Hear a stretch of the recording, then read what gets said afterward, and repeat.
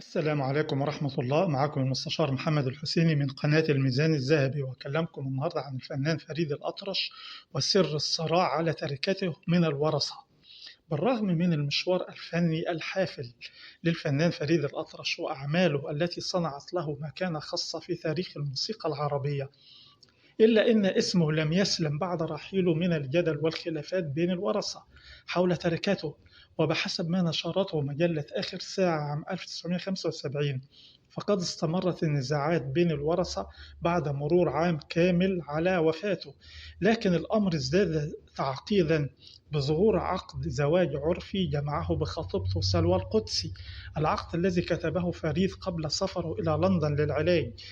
كان من المقرر توثيقه فور عودته للقاهرة لإعلان زواجهما رسميا، غير أن الموت حال دون ذلك، وبقي العقد في حوزة سلوى القدسي التي التزمت الصمت طويلا قبل أن تتعرض لهجوم من شقيقه فؤاد الأطرش وسكرتيره دينيس جبور، لتقرر بعدها الاستعانة بمحامي من بيروت والتوجه إلى القاهرة للجوء للقضاء المصري لإثبات صحة زواجهما، مستندة إلى العقد وشهادة الشهود، بما يمنحها حقا شرعيا في الميراث.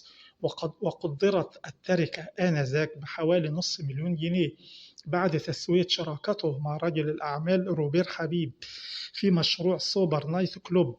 لكن معركة الورثة لم تكن سهلة، إذ تنازع أخوات فريد غير الأشقاء منير وطلال وأنور وثلاث أخوات بنات مع شقيقه فؤاد على الميراث، خاصة وأن فريد لم يعد محسوبا على المذهب الدرزي بعد حصوله على الجنسية المصرية، مما عقد موقفهم القانوني. وفي المقابل كانت كاميليا ابنة شقيقته أسمهان صاحبة الحظ الأوفر، حيث تمكنت من إثبات صلتها بالمذهب الدرزي بحكم زواجها من رياض جنبلاط، وهو من أبرز الشخصيات الدرزية في لبنان، مما جعلها الأقرب قانونا لوراثة خالها.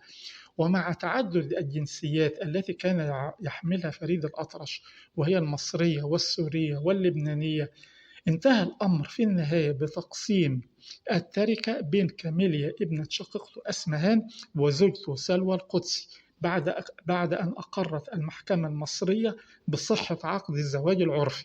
ما تنساش تشترك في القناة وتفعل الجرس ليصلك كل جديد.